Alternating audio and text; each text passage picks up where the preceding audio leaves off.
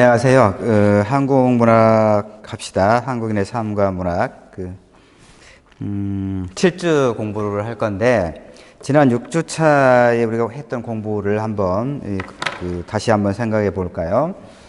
6주차에서는, 1차 시와 2차 시에, 연애와 근대성, 이라고 하는 제목으로, 제목의 그 글을 우리가 한번 검토를 했습니다. 신소설과 계몽적 논설을 중심으로 해서.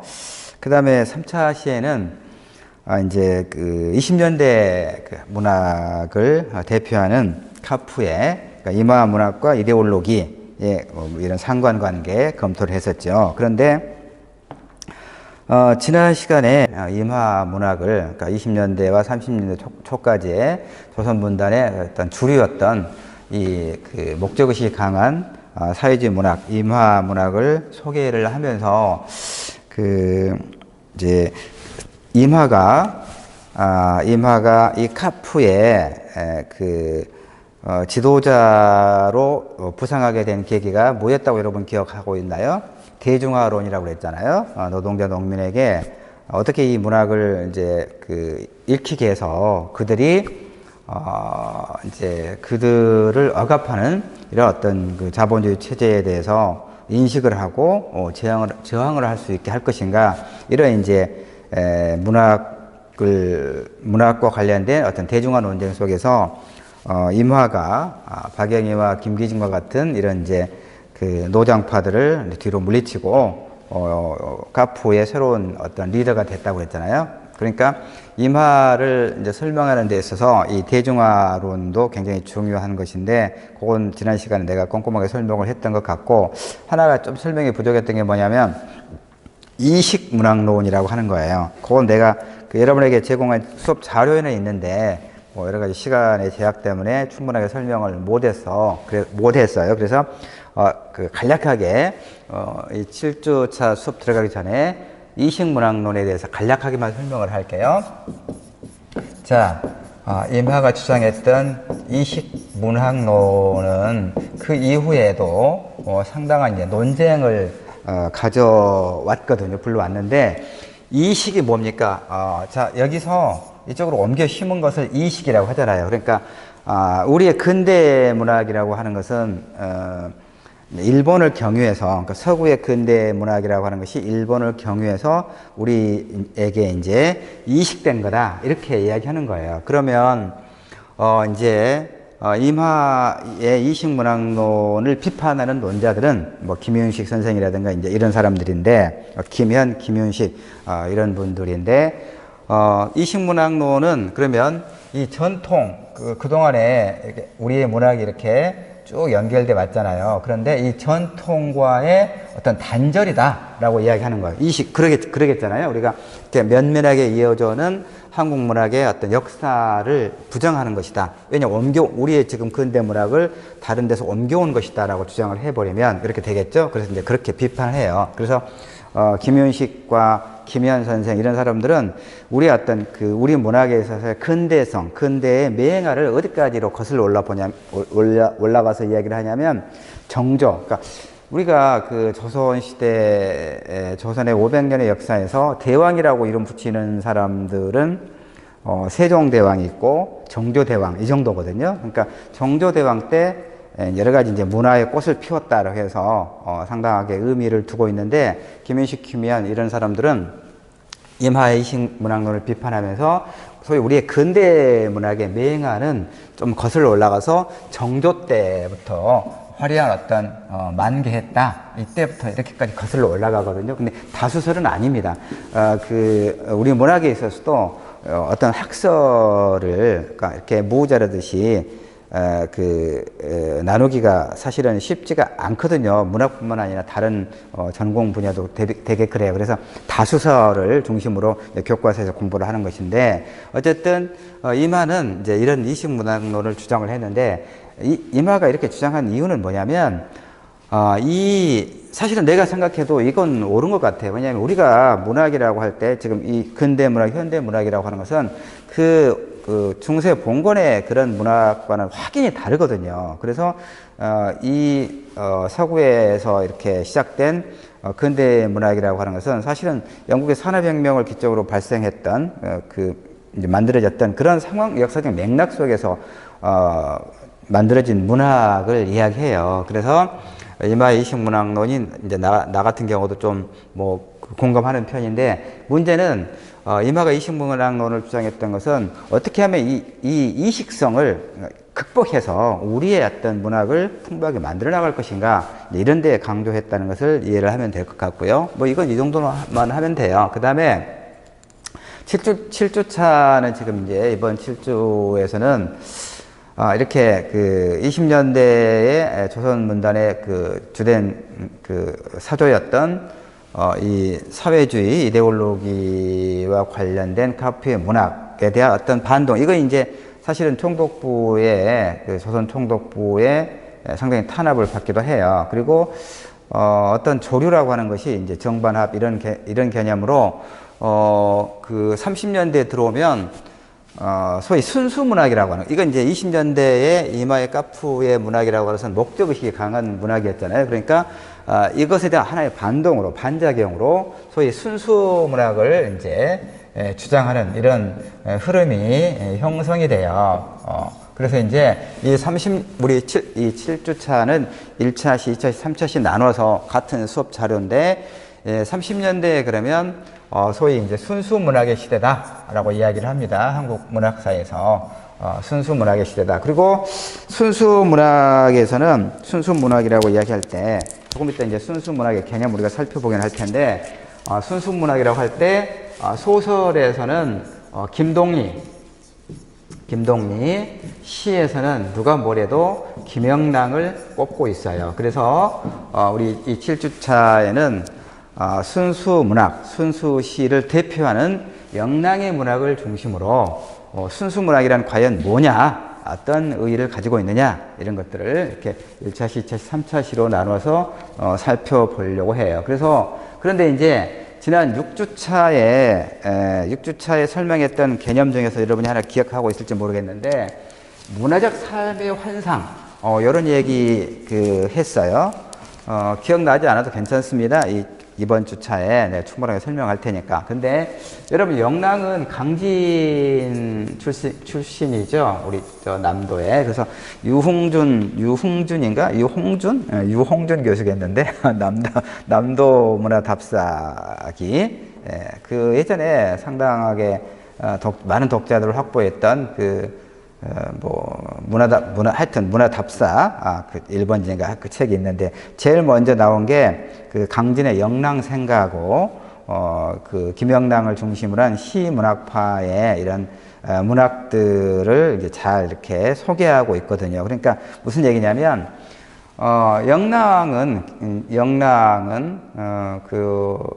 영랑의 시에 대해서 시의 어떤 본령이다.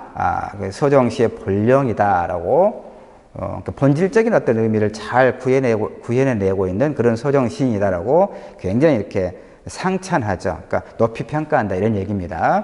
특히 이제 우리 광주 전남 지역에서는 우리 지역에서 태어나고 활동했던 시인이기 때문에 더 이렇게 영랑 강진에 가면, 전에는 이제 강진 생가가 있었고 그랬는데, 그 주변으로 시문학파 기념관, 그러니까 시문학파 기념관을 만들어서 해마다 이제 여러 가지 문학 행사를 해요.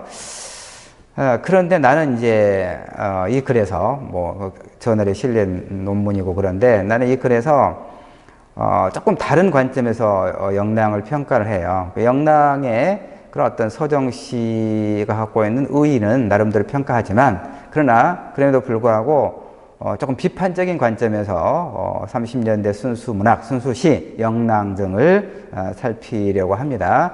물론 이제 이것은 내 관점이기 때문에 여러분이 내 관점에 속박될 필요는 없습니다.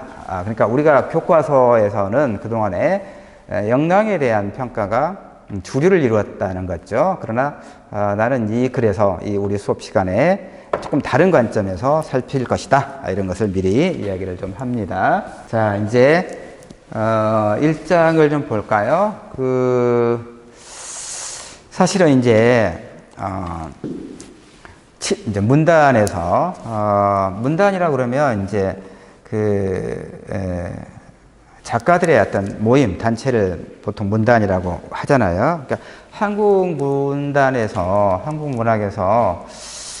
크게 이제 두 개로 이렇게 문단을 나눌 수가 있어요. 그러니까 문학을 어떻게 바라볼 것인가와 관련된 그런 관점의 차이 때문에 발생하는 것이거든요.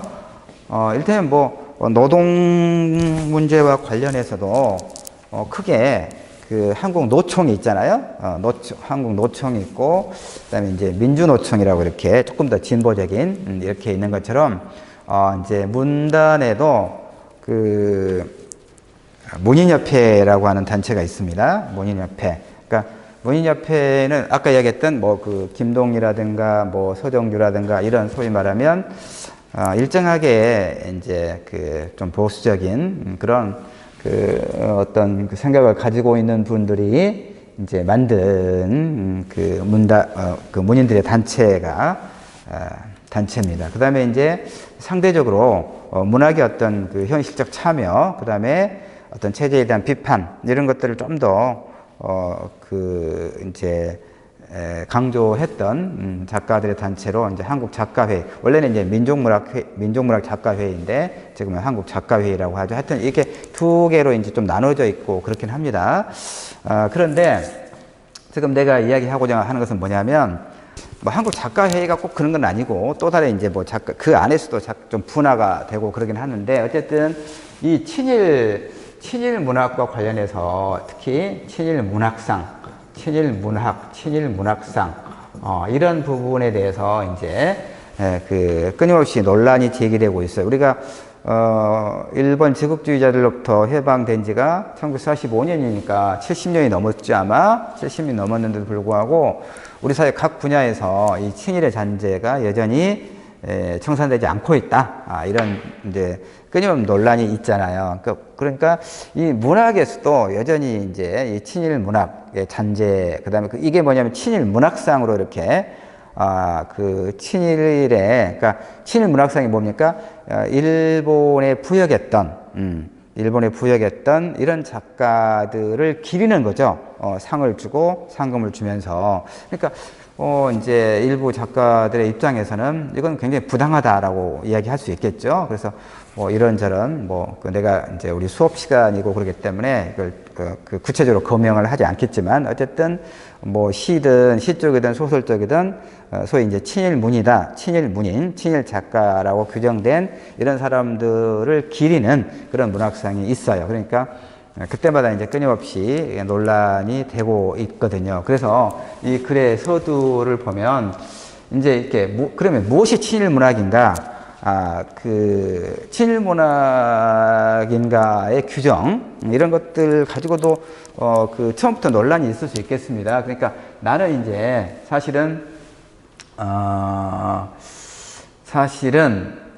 이 글에서 이 김영랑이 친일 문학인인가, 이런 문제를 이제 내가 친일 문학의 부분을 좀 서두에서 길게 설명해서 여러분들이 그러면 영랑은 친일 작가인가, 이렇게 생각할 수가 있겠죠. 근데 결론적으로 보면 그렇진 않아요. 그렇지 않습니다. 오해할 게 없어요. 김영랑은 친일한 사람은 아닙니다. 그런데 내가 왜 영랑의 시적 태도를 문제 삼느냐 하면, 영랑이 살았던 1930년대가 어떤 시대인가에 주목하기 때문에 그래요, 여러분. 자, 그래서 이 영랑은 시 문학을 통해서 이렇게 등장했거든요. 그러니까 박용철이 자신의 사비를 털어서, 박용철은 우리 광주, 광산구, 전에는 송정이었죠. 광산구 출신이에요. 그러니까 이 박용철이 자기 사비를 털어서 시 문학지를 만들고, 그러면서 거기에 대비시킨 이제 시인이 영랑이에요. 그러니까 30년대 순수 문학을 대표하는 이 잡지가, 저널이 시문학지고, 이 시문학을 창간을 주도하고 또 발행을 주도했던 사람은 박용철이지만, 시문학을 대표하는 시인은 영랑이다 이 말입니다. 김영랑이죠. 그런데 그래서 이제 영랑을 중심으로 30년대의 순수 문학, 순수 시가 도대체 뭐냐, 문학과 예술에 어떤 기여를 했느냐, 그것이 가지고 있는 한계는 무엇인가, 이것을 이제 살피고자 하는 거죠. 우리가 이 시간에. 그러면 이제 우리가 해명할 게 뭐냐면, 우선 이 소위 순수 문학이란 뭐냐, 이걸 일단 해명하고 가야 돼. 아까 친일 문학과 관련된 논의가 있다. 그런데 영랑은 친일 작가는 아니다. 그런데 왜 영랑의 문학에 대해서 이제 비판적인 그런 시각으로 접근하느냐와 관련했을 때 우선 순수 문학이란 뭔가를 일단 해명할 게 필요해요. 자, 이제 봅시다. 문학은 문학인데 무슨 순수냐 이것부터 보면 돼요. 순수가 뭘까요? 순수. 그러니까 아무것도 이를테면 증류수라고 비유하면 증류수와 같은 거죠. 그러니까 아무것도 들어있지 않은 거. 그러니까 그러니까 순수다. 순수라고 그러면 좀 긍정적인 어떤 이미지를 우리가 갖기 쉽지만 잘 보세요. 문학에서 순수라고 하는 것은 이런 거예요. 뭐 이제 이런 사진들은 뭐 시문학파 관련된 것인데 요건 중요한 게 아니고 여기 나왔는데 그 영랑을 중심으로 한 시문학파의 순수 시는 이제 어떻게 규정을 하냐면 이 사람들이 특이한 체험이 절정에 달한 순간, 이걸 절정의 시학이라고 하거든요. 요건 좀 어려운 이야기니까 요걸 설명을 하기보다는 다시 이렇게 순수 문학이 무엇인가를 좀 편하게 설명을 하도록 할게요. 자, 이제 순수 문학이라고 하는 것은 이렇게 볼 수 있어요. 순수 문학은 이제 소설 쪽에서는 뭐 김동리 선생이라든가 시에서는 뭐 서정주 뭐 이런 사람들이 이제 이렇게 일관되게 주장했던 문학의 한 그 형태라고 말할 수 있는데, 그러니까 순수 문학은 무언가 이 문학 속에서 그러니까 순수하지 않은 어떤 거, 그렇죠? 그러니까 이 순수하지 않으면 뭐예요? 불순하다 이런 얘기죠. 여러분, 그런 얘기잖아요. 그렇죠? 불순한 거. 그러니까 불순한 어떤 것을 제거한 것이 순수의 의미가 되겠죠. 내포된 의미. 그러니까 우리가 지향하는 문학은 순수 문학이다. 그런데 우리의 문학에는 불순한 어떤 것들이 들어있지 않다라고 말하는 거예요. 그러면 불순한 게 뭐냐를 따져보면, 이제 찾아보면 순수 문학이 무엇인가를 좀 명료하게 여러분 이해할 수 있겠죠. 이거예요. 현실에서, 그러니까 문학에서 현실을 제거한 거. 이게 불순하다는 거예요. 이 순수 문학을 주장하는 분들의 논지가 그거예요. 논리가. 이 불순한 것은 뭐냐? 현실이라는 얘기예요. 문학에서 그러니까 현실은 특히 뭡니까? 어떤 정치 현실을 말하겠죠. 정치 현실을 제거한 것. 이건 불순하다는 거예요. 문학의 본령에 어긋나는 것이다. 그러니까 우리는 이런 것들을 우리의 문학에서는 이제 삭제한다. 이것이 소위 말하면 순수 문학의 정체라고 말할 수 있어요. 자, 좀 더 구체적으로 이제 볼게요. 여기 이제 보면, 그러면 이제 금방 나는 이제 여러분의 이해를 돕기 위해서 좀 명료하게 설명을 하긴 했는데, 사실은 문학의 순수성이란 무엇인가 이 질문에 대한 답 역시 아까 내가 설명했던 것처럼 그렇게 아주 간단 명료하게 설명할 수 있는 건 아니에요, 사실은.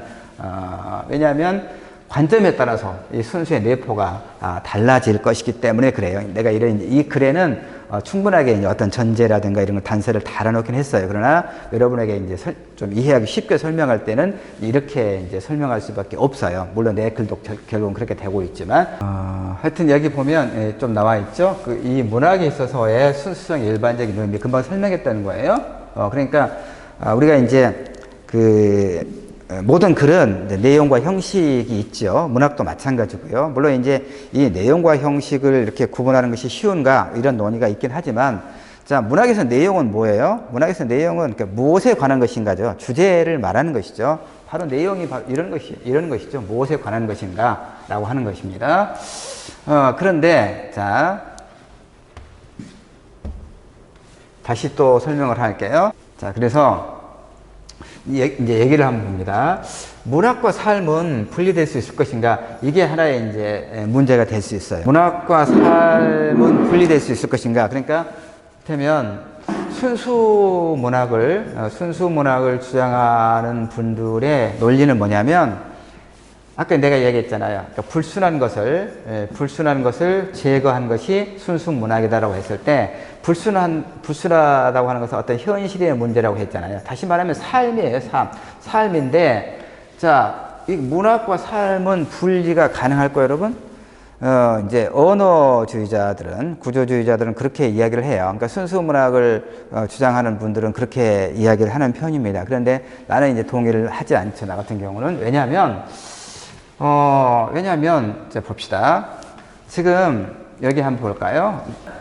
이제 김홍규 선생의 그 글입니다. 인용하고 있는 부분이. 자, 영랑의 시를 중심으로 한 이제 이 순수 서정시가 보통 이렇게 이제 규정이 돼요. 이를테면 아름답고 여린 정서라고 하는 거, 그러니까 영랑의 시를 이제 긍정적인 부분을 평가할 때 이렇게 이야기하는데, 김홍규 선생은 이제 여기에 대해서 비판적 질문을 가하는 거예요. 물론 나도 동의하기 때문에 이제 인용을 하고 있는 건데, 봅시다. 아름답고 여린 정서라는 것은 대체 어떤 종류의 삶에서 나오는 것이냐? 무엇을 지향하는가? 이런 물음이에요. 그러니까 이 문장이 내가 이 글 전체를 통틀어서 이 순수시, 순수문학, 영랑의 시적 태도에 대한 질문이라고 볼 수 있어요. 핵심적인 질문이. 아름답고 여린 정서라고 하는 것은 대체 어떤 종류의 삶에서 나오는 것이고 무엇을 지향하는가? 이른바 시어에 대한 현대적 인식이라고 높이 평가되는 언어적 조타. 이렇게 언어를 이제 갈고 닦는 거, 아름답게 만들어내는 거. 그 다음에 세련되게 집착하는 것. 이것은 영랑의 경우에 도대체 무엇을 얻기 위한 것인가? 이런 거죠. 무엇을 얻기 위한 것인가? 그러니까 보통 이제 예술 지상주의, 이것도 크게 이렇게 나눠져요. 예술 지상주의. 예, 문학도 마찬가지. 그러니까 순수 문학을 주장하는 사람들은 여기에 이제 부합하는 그런 논리적 배경을 갖고 있는 거예요. 예술 지상주의라고 하는 게 뭡니까? 예술을 위한 예술을 말하는 거죠. 그런데 이제 나와 같은 사람은 쉽게 잘 동의가 안 돼요. 예술이라고 하는 게 뭐냐? 물론 이것도 예술도, 문학도 그런 것처럼, 뭐, 고전주의 시대라든가, 낭만주의 시대라든가, 세속의 시대, 리얼리즘 시대, 그 이후에 뭐, 모더니즘 시대. 그러니까 시대마다, 문학과 예술에 대한 어떤 사회적 책무도 조금씩 달랐고, 예술과의 자기 규정도 조금씩 달랐단 말이에요. 시대의 흐름에 따라서. 그런데, 그래서 이제 예술이란 무엇인가 역시 한마디로 그 개념을 정의하기가 쉽진 않지만, 어쨌든 우리가 합의할 수 있는 부분은 뭡니까? 예술은 아름다움을 추구하는 것이죠. 아름다움을 추구하는 것인데, 그 아름다움의 추구가 누구를 위한 것인가, 무엇을 위한 것인가 하면서 이제 좀 갈라지기 시작해요. 예술을 위한 것이다. 이렇게 이제 예술 지상주의자들은 그러니까 아름다움의 어떤 극단적인 추구라든가 이렇게 강조를 하겠죠. 그런데 나는 이제 그 문학을 포함한 예술이라고 하는 것이 아름다움을 추구하되, 그것은 인간의 내면에 그 고여있는 어떤 따뜻함이라든가, 이런 것에 대한 어떤 지향, 그러니까 그런 어떤 정서를 고양하고, 자신의 어떤 삶에 긍정적인 의미를 부여하면서, 힘들고 고단한 우리의 삶에서, 그래도 살만한 가치가 있다는 이런 것들을 그 의미를 좀 부여해주는, 다시 말해서 예술은, 문학을 비롯한 예술이라고 하는 것은 인간의 삶에 유용했을 때 보다 더 가치가 있지 않겠는가, 나는 이렇게 이제 보는 거거든요. 그러니까 여러분들은 어떤 입장을 갖고 있을 것인지 내가 궁금하긴 하지만 강의실에서 여러분에게 물어볼 수는 없는 것이고, 하여튼 여러분들도 한번 생각해 보기 바랍니다. 우리가 늘 그 출석 체크용으로 뭔가 이렇게 수업했던 내용들을 좀 요약하고 이렇게 해서 올리고 그러는데, 이 7주차 같은 경우는 뭐 이런 것들을 여러분이 한번 생각해 보면 좋겠어요. 자, 예술지상주의. 김홍규 선생이 일체 외부적 관심을 배제하고, 이거였죠. 순수 문학은 정치 현실을 외면하는 거, 그냥 배제하는 거라고 했잖아요. 그러니까 일체 외부적 관심을 배제하고 순수 서정, 순수시의 이상을 추구하는 것이 어떤 의미에서 시의 가치와 문학사적 발전에 기여하는 것인가? 이런 질문들. 그 다음에 프로문학이라고 하는 게 아까 이제 지난주차에 공부했던 그 임화문학, 카프를 말합니다. 프롤레타리아 문학, 그걸 말하죠. 프로문학의 관념성, 도식주의에 대한 비판이 이유 있는 것이라고 해서 그 극단에선 문학, 이 소위 말하면 30년대 순수 문학에 대해서 자동적으로 정당성이 부여될 수 있는가? 이런 질문을 하고 있습니다. 자, 여기까지 해서 1차 시를 마치고 잠시 쉬었다가 2차 시에 연결해서 또 계속 하도록 하겠습니다. 고맙습니다.